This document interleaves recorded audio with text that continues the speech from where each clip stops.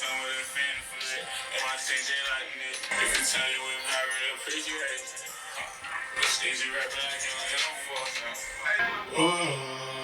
just wish I had that footage of that. Oh, sucker. I'm gonna be real with y'all, bro. AI is the new porn. It will stop working if we all stop paying it attention, because AI and porn, they both feed and live off our attention. Why? Because attention is our most valuable asset. The higher ups know this. I'm sure people validated porn as a tool for stress relief and some more shit when it first came out. So I was reading Diary of the CEO, right? And I was on Law 11. It mentioned this insane story of Aaron Ralston, a mountain biker / hiker. He had to amputate his own arm off due to a boulder crushing his right hand between the walls of the canyon and the boulder. When recalling how he did it, he said, "I was over the pain, I was over the fear, but I couldn't get over my body's need for water." Now, if you really think about this, put yourself in the perspective of cutting your own arm off. You would think the only thing that would push you over that edge is your family members being in danger, right? Thinking about loved ones, the fear of dying, where you're at, the pain of being stuck there and dying alone. But no, his need for water was his decision gate into action. And that really struck me, because the lesson of this chapter, at least to where I read up to, it was teaching you about habituation. Habituation is the phenomenon in which the brain adjusts to repeated stimuli by ignoring or downgrading their significance. And the first thing that popped up in my mind was the people who grow up in the streets, the people who grow up seeing gang violence and all these other things since a young age, drug deals, all this other stuff, right? And it becomes normal to them because our brain it's wired to survive no matter what environment. We have the power, the superpower of adaptability. But what we're not realizing is the trigger under that superpower is the need to survive, right? It's the need to reproduce and keep going. But we've been so blessed in the environments we're at now to where survival is no longer primal. It's more so social, financial, emotional survival of the ego, right? So that got me thinking how I want to build my own platform, right? Because of how social media is literally built to hook people and get them stuck. It has dopamine loops. It has all this science behind it to keep people on the platform. And I'm against the fact that the platforms are optimized for retention rather than recognition of talent, right? It's not wired. It's not built around bringing people recognition through merit. It's more so vanity metrics, likes, right? Comments, you know what I mean? TikTok, when you scroll TikTok and you see posts, all you see is stickers. And now the stickers be funny, don't get me wrong, but none of it is really meaningful. I've had plenty of posts, because I have a meta brand. I've had enough posts across multiple pages go viral, and I just don't feel anything. After years of me saying the algorithm is against me, the algorithm hates me.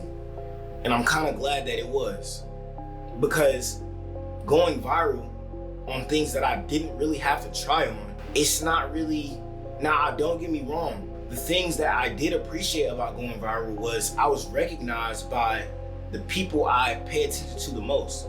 YK Steezy, right? Gentario, I watch his music videos because he does a lot with YK Steezy. And literally Mario, Lil Tony liked my posts, right? So seeing people who I recognize and I resonate with, seeing them recognize my work, it was like, okay, right? But just seeing thousands of likes and comments, I'm like, bro, y'all think this is the hardest edit y'all ever seen? Like, I didn't even try, like, you know what I mean? So I wanted to build a platform more so around bringing recognition through merit and not vanity metrics. But just seeing how they wire these platforms in a scientific way to keep you just hooked and addicted, I'm seeing that same pattern play into artificial intelligence. Cause look, think about it. Think about the chronological order, bro. You gotta see the trajectory of how this is building up. First, it was the internet age. Okay, everything was accessible to everybody. Then it was social media. Then social media had its own different thing. It turned into interest media. Instead of it being friends and stuff that you see, it turned to what you're interested in, right? And that led into the demon of comparing, you know what I mean, and feeling behind, all these different things. And two, leaning on social validation, external validation. A lot of people became dependent on making their life look like a highlight and not truly being vulnerable. Like, it was like you just show what looks cool for other people to see because you want to be validated externally. So they're building this up. It's like, bro, they're building this up, and now that everyone's on social media, now they come out with artificial intelligence, right? And they use this same pressure of being left behind, social validation, right? Financial, because we haven't even talked about financial survival, how they're telling you you'll be part of the permanent underclass, you know what I mean? That you'll be left behind, which plays into the social hierarchy, the mass hallucination, shout out actualize.org. It all comes together, but it's all manufactured, if you really see this. Okay, so let's get back on track. So they hype up artificial intelligence as a means for you to feed it all of your context because you fear being a part of a permanent underclass. You fear being left behind. You fear not being valuable to the market because AI will replace you. But in reality, this artificial pressure that they manufacture is to fund their circular funding. I don't know if y'all seen that little map of how they're like paying each other to keep this running long enough for you to give them all your IP and ideas and context. Because in reality, bro, they're using all your context, IP, and access to feed their beast. Because when you think about it, it's all AI is. It's artificial intelligence. It's a machine fed on a heap of context to act autonomously in order to accomplish redundant tasks that are low leverage, which sounds cool and efficient, but at what cost? Now, I want y'all to watch this video, bro. This is the current, I have a jar right here. This is the current drinking water in Morgan County, Georgia. Right after a data center was constructed, the Meta data center was constructed, the only difference between the clean water and this was that data center. I have another one as well. So this wasn't just one well. These wasn't just one family's situation. This is what the drinking water now looks like next to that data center. And I think both of us can agree that neither one of these things are drinkable. These families now have to ship, in a rural area, have to ship water to their house in order to cook and bathe themselves. In a rural area, have to ship water to themselves. In a rural area where it's not a lot of people around, it's not urban, it's not a metropolitan area, in a rural area. So what happens when it's a place concentrated with people who all need this water to bathe, drink, to survive? What happens? Now, after watching this video, hopefully you begin to understand the damage that is being manifested, and it's already been happening overseas. From the Strait of Hormuz to the wildfires in Savannah, it will only accelerate the more we conform. Really think about the life you were living before AI became your life. Now, I know you may argue that AI opened up possibilities for non-techies that were not possible before in terms of developing software or products. But if you don't inherently love algorithms, databases, or software development, that was never your lane to begin with. Your purpose was never to build a thing, and that's okay. Because if AI is commoditizing anything, it's execution. Creativity can't be commoditized. Authenticity can never be automated. I know people are gonna argue that using AI and combining it with your creativity, using it as a tool to amplify your output and multiply your leverage, I know that's gonna be an argument. Of course, I was a part of that train. But where's the craftsmanship? Where's the craftsmanship, bro? And I'm speaking from actual lived experience, bro. I've played soccer, football, baseball, and I've sparred in the boxing ring, right? And now I'm trying to get into martial arts, find a martial arts gym. Bro, I've tried all these things and realized that the through line or the common theme was in none of them. It was me loving the craft, right? And I'm pretty sure you have things in your life that are like that as well, bro. You have things that are like that. Like, and look how creepy that is, how Elon is right there. Like, that junk crazy, ain't it? So for me, that's not a theory. That's actually lived insight. Like, I'm speaking from experience. I've felt that in my body, right? Of years of me trying different things and realizing like, it's really the craft, it's the system. You know what I mean? It's the game. That's why when it started turning into a business, I was like, nah, I'm okay, bro. Y'all got that. Y'all could compete that way, right? Because the competition is the right framework but it's the wrong funnel. As a man, competition brings out the best of you, right? We gotta talk about that later. So that's why I'm 19 years old, journaling, writing on Substack, building a creator ecosystem, container gardening in my backyard, studying biomechanics in the fascial network, while studying motion design and integrating everything I learned into a malleable worldview that prioritizes high agency. And this is the highest leverage skill going into the coming ages, high agency. I think those using high agency as a skill combined with AI as a tool will become irreplaceable to the market standards, correct? Like, I do agree with that, but I believe someone who refines this skill without that tool on their own will become unforgettable. The one who learns how to learn, direct output through judgment and acquired taste, and synthesize his thoughts into decisive action without allowing external distractions to influence them will develop a unique combination and skill stack that people won't be able to compete with, right? People won't be able to forget their value and their impact. That's just how I feel.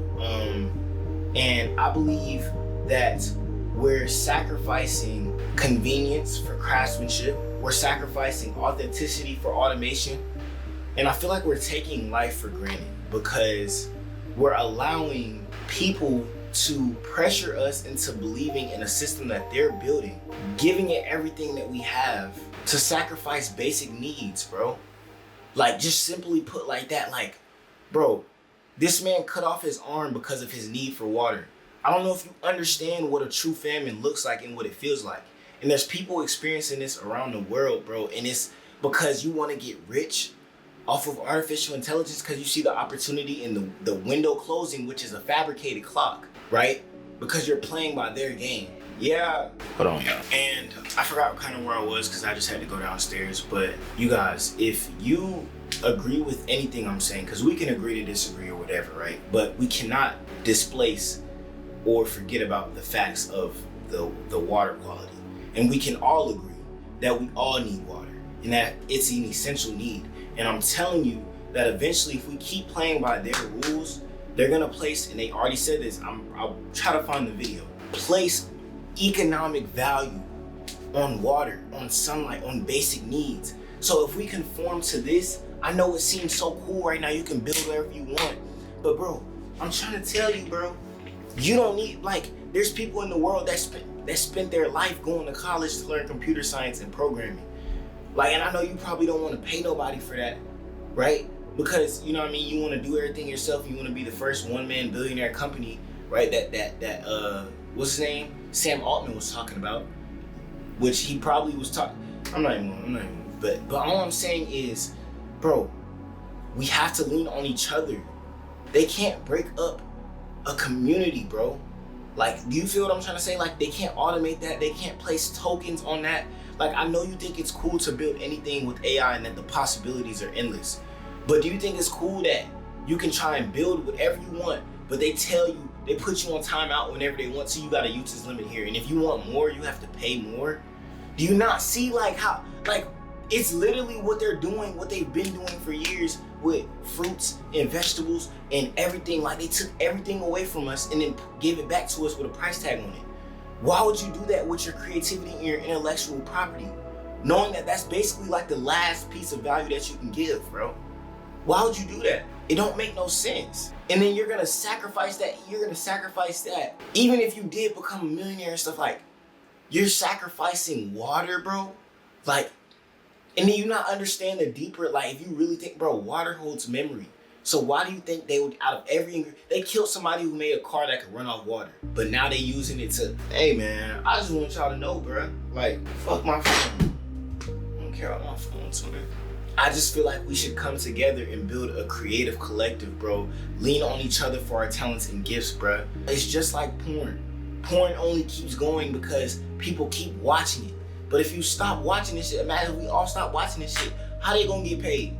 How is it gonna keep ruining the generations that are to come? Polluting their minds, right? Stealing the gifts that God placed in them, the seed that God placed in them. Make them forget who they are, right? Bro, it's deeper than money, bro. Y'all have to see that. You have to act, there's no way you don't see that, bro. There's no way the only thing that you value is getting rich. There's no way you can't understand that when you get there, which you will if you just follow, if you reflect back onto what you actually want in your life, when you get there, it's gonna be the same baseline that you feel right now. Like I'm not rich. I'm in my mama crib. But I know when things play out how they play out, I'm gonna be the same person. Bro, money just amplifies who you already are. Don't think that you gonna turn into like your whole life gonna just like your life there, so your external's gonna change. But what happens when you just neglected this? You done got to success the wrong way and you sacrificed the wrong things to get there. And that's what I'm trying to understand. I'm trying to get y'all to really understand the true effects of using this and letting it think for you. Even when you're using it as a tool, bro. Even when you're using it as a tool, it's like, where is the craftsmanship in that? I know that's like a play on words, like tool, craftsmanship, but I don't know. Like I see, yes, it's always gonna, y'all say it's always gonna be a tool and it's always gonna need someone to direct it. And I don't know, maybe it will, bro. Maybe it will. But all I'm saying is, bro, your creativity cannot be commoditized, bro. And don't hand that over to a tool to do the things for you. Because like he just said, bro, like he just said in the chapter, habituation. Eventually, you'll get used to doing it and using it as a tool. Your mind's gonna be like, bro, this is boring. Let's actually get it to do everything for us. You have to understand that, bro. You're not gonna always think, oh, AI gonna need a tool and I'm gonna just use it like this. You're gonna get bored. You're gonna take it to the next level. That's how we even got here in the first place. Internet age, social media, now artificial intelligence. What's next? Like, and then do you really like how having to go through your algorithm and then just see comment this for this? Just automation everywhere, AI slop everywhere. It's even making good music, bro. I was just listening to a jazz playlist and I seen it was all AI generated. I'm like, yo, like, what happened to the art, bro? Like, what happened to the art, gang? Like, what happened to making it your life's task? And I understand that artists, like, that's why I said, like, I understand as an artist, it's very hard to monetize your gifts and follow your passion. But that's why I'm building a platform so where you protect your passion. You don't just follow it, you protect it, right? You defend it, bro. You protect your passion. Because that's what you have to do in this world. Like, you have to do certain things.